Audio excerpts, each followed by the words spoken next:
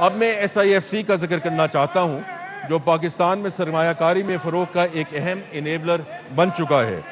گزشتہ ایک سال SIFC نے 12 مختلف شعبوں میں متعدد مقامی اور بین الاقوامی سرمایہ کاری منصوبوں کو سہولت فراہم کی۔ ان اقدامات کے ٹھوس نتائج واضح ہیں۔ میں 2-3 مثالوں کے ذریعے SIFC کے اہم کردار پر روشنی ڈالنا چاہوں گا۔ ان میں سب سے پہلے پاکستان اسٹیل ملز کی 6,860 ایکڑ اراضی کو ایک خصوصی اقتصادی زون کے طور پر فعال کرنا ہے۔ یہ منصوبہ ملک میں معاشی سرگرمی میں اضافہ کرے گا۔ تھر کول ریلوے منصوبہ پہ بھی SIFC کی افادیت کا منہ بولتا ثبوت ہے۔ پاکستان ریلویز اور حکومت سندھ کی مشترکہ مالوی معاونت سے شروع کیے گئے اس منصوبے سے مقامی توانائی کے ذخائر کو قومی نقل و حمل کے نیٹ ورک سے جوڑنے میں مدد ملے گی۔ اس سلسلے کا ایک اور بڑا قدم ویئر ہاؤسنگ کی شعبے کو باقاعدہ طور پر صنعت کا درجہ دینا تھا۔ اس اقدام سے سپلائی چین کی لاگت کم ہوگی اور کئی شعبوں کو فائدہ پہنچے گا۔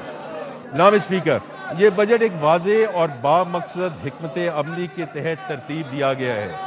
بجٹ کی سب سے اہم ترجیح ملک میں پیداواری صلاحیت کو بڑھانا اور برآمدات کو فروغ دینا ہے۔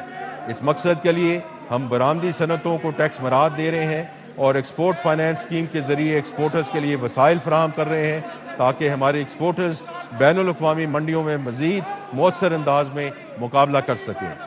برآمدات میں اضافہ ہمارے زر مبادلہ کے ذخائر کو مستحکم کرے گا، روزگار پیدا کرے اور خوشحالی کا ذریعہ بنے گا انشاءاللہ۔ زراعت ہماری معیشت کی ریڑھ کی ہڈی ہے۔ ہم نے زراعت کے فروغ اور کسانوں کو آسان قرضہ جات کی فراہمی کے لیے کئی اقدامات کیے ہیں۔ اسی طرح انفارمیشن ٹیکنالوجی کے شعبے کو مزید ترقی ہماری ترجیحات میں شامل ہے۔ جناب اسپیکر، یہاں میں واضح کرتا چلوں کہ ملک میں روزگار کی فراہمی ہماری اہم ترجیح ہے۔ اس حوالے سے آگے بڑھنے کا واحد راستہ ایسے کاروباری ماحول کی فراہمی ہے جس میں نجی شعبہ پھلے پھولے، ملک میں کاروبار کو فروغ ملے اور روزگار کے مواقع پیدا ہوں۔ ہمیں قوی امید ہے کہ پرائیویٹ سیکٹر خصوصی صنعتی شعبے کے فروغ سے ملک میں روزگار کی فراہمی بہتر ہوگی۔ جناب اسپیکر، اس بجٹ کی ایک اور اہم ترجیح اگلے سال کے ٹیکسوں کے بوجھ میں اضافے کی بجائے ٹیکس کمپلائنس اور انفورسمنٹ کے ذریعے آمدن بڑھانا ہے۔ اس حوالے سے نہ صرف ہم جدید انفورسمنٹ اور کمپلائنس نظام کے استعمال میں توسیع لا رہے ہیں بلکہ FBR کی تنظیم نو بھی جاری ہے جس کی تفصیل میں آگے جا کر بیان کروں گا۔ جناب اسپیکر، خطے کی غیر یقینی صورتحال اور ملکی دفاع کو ناقابل تسخیر بنانے کے لیے دفاعی شعبے کے بجٹ میں خاطر خواہ اضافہ کیا گیا ہے۔ بجٹ 26-27 میں ایک اہم ترجیح نوجوانوں کو ہنرمند بنانا اور ضروری وسائل کی فراہمی کو یقینی بنانا ہے تاکہ وہ اپنے لیے روزگار پیدا کر سکیں اور ملک کی ترقی میں حصہ ڈال سکیں۔ ملک کے کم آمدنی والے طبقے کے لیے بے نظیر انکم سپورٹ پروگرام کی وساطت سے وسائل کی فراہمی میں اضافہ کیا جا رہا ہے۔